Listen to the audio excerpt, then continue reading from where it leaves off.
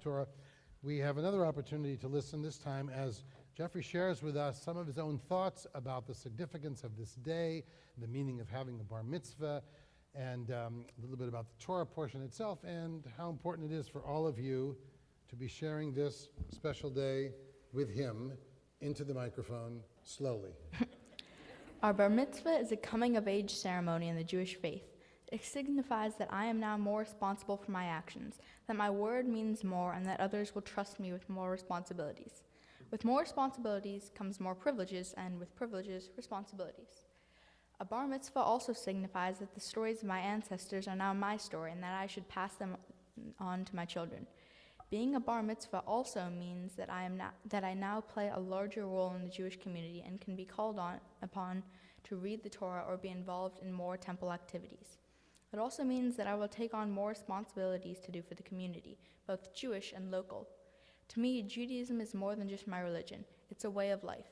It is a culture that shows you ways to live and helps to guide you through life. The congregation gathers for prayer, but it also gathers for fun activities and learning experiences. Our holidays have almost all originated from group activities such as harvests or trading.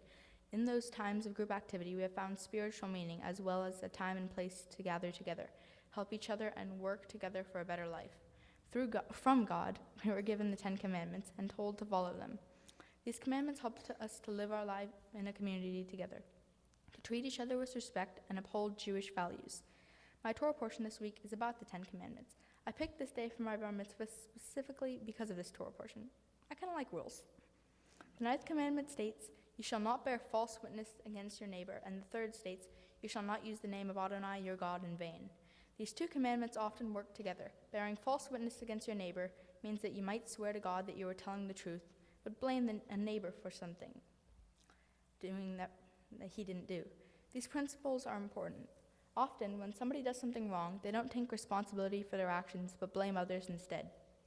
We've been taught to take responsibility for our actions, and if you do blame others, it may change their lives. Not always, but sometimes. Though we don't discuss the commandments often at home, we try to live by their principles. My family has shaped me, helped and supported me by teaching me right from wrong and how to make good choices which help keep me out of trouble. My family is always there when I need them. They help me to make me happy when I'm sad. They're a friendly face, a warm hug, and a gentle push in the right direction. When I try something new or want to, my family supports me and encourages me. They are there when I need somebody to talk to, and they are there when there is nothing to say. They are my great companions, good friends, good playmates, and support system. My sister Laura is going off to college soon, but it's been a big influence on my life. She and I are very similar, even though she's a girl. She likes to ski, she thinks like I do, and is always willing to try something new. I don't know what I'll do next year without my big sister.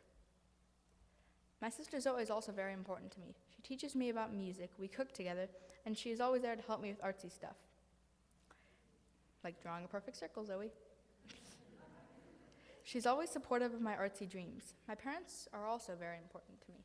My dad teaches me about how things work and how things are made. He shows me how to build things and supports me trying new things. My mom's always there when I need a helping hand. She is nurturing and keeps me in good spirits. We garden together and have a lot of fun in the yard. She helps me to be a good person and reminds me to do the right thing. I love my family very much. I'm grateful for many things in my life, my family and their love and support. I'm grateful for all of you who welcome me into your homes and lives. I'm grateful for all of my friends and all the fun things we do together. My life might be very dull without them. I am grateful for someone who says no. Without that, I might be a spoiled child. I'm grateful for all of my teachers who have taught me and for all the fun times I've had at school. I'm grateful for my ability to read, interpret, and play music that is in a way that is nice for people to hear. Last of all, I'm grateful for this beautiful place we live in and all the people that are important in my life. For my mitzvah project, I'm helping to raise money for the Pali pool. No, my mom didn't force me to do this, but when I brought up the idea, she encouraged me. Some people have told me that this is not the kind of mitzvah project I should do, but I could not disagree more. I feel it is important to have a place in our community for people to swim, gather, exercise, and just have fun. There's currently no place like this since the Y pool closed. To raise money, I've sold raffle tickets for an event with Simon.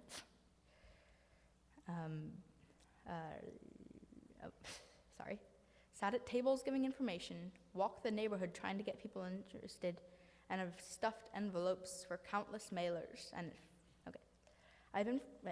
I decided that no matter how many people said no to giving, I would keep trying until I found people that would say yes. Slowly, the people who said yes have helped me to raise a lot of money for the pool. There are many people that have helped me to get where I am today. I would like to thank them all. First of all, a big thank you to Shira Fox. Without her help and training, I don't think I'd be able to do this.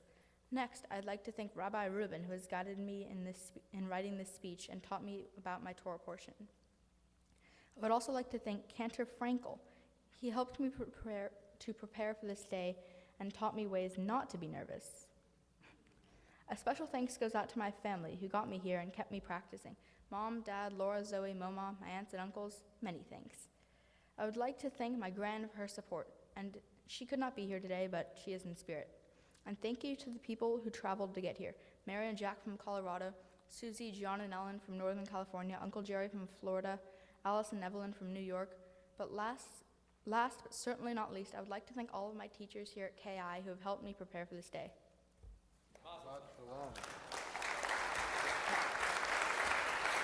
Good job.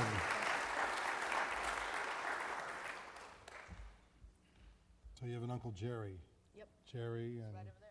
John and Jean and Jeff and never mind. George. Okay, just checking. I wanted to make sure we didn't have a theme going here. Nah, it's okay. You stick with a good thing. I understand. You got a kid who likes rules. It's okay. It's okay. It's like perfect. Speaking of which, I'd like to invite your sisters, neither of whom have J names, but Laura and Zoe, to come and share some of their sisterly thoughts with you. Yes, we do. Jeff, rumor has it that you are a mad scientist, but I know you for the sweet guy that you are. Even though my friends and I have been target practice for you throughout the years, your rubber band guns and water balloons and planes and flames and everything else, we know you are a peaceful, loving, thoughtful kid. You're the one who makes people breakfast in bed for their birthdays, always remembers to make cards and buy presents for Mother's and Father's Day, cries when your lizard dies, and then spends a whole day making a miniature coffin for him. And countless other things that make you the great brother that you are. You always run errands with me if I ask nice enough. You make pies and cakes for special occasions, and you'll even sit and watch 6 hours of Gilmore Girls on car rides because you know Zoe and I want to watch it, even though I secretly think you do too. You're my favorite ski buddy. I love skiing wipeouts and dropouts and all that with you this year, and I'll never understand how you go straight down the hill without being scared. You're one of the most thoughtful people I know, and I can't even imagine not living with you next year when I go to college. I love you.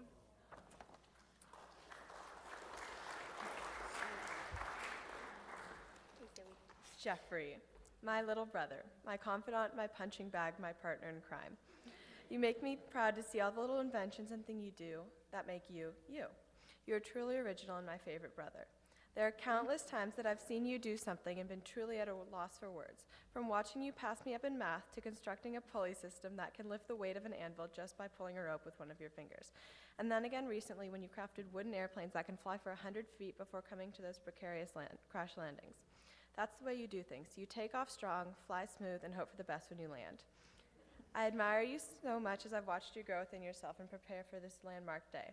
I truly wish you the world and hope to help you in any way possible if you need it. And I promise to always look out for you and have your back. So, baby brother, even though I tried to push you off the counter when you were a newborn, I will love you and appreciate you more than you can ever imagine. And congratulations on your bar mitzvah.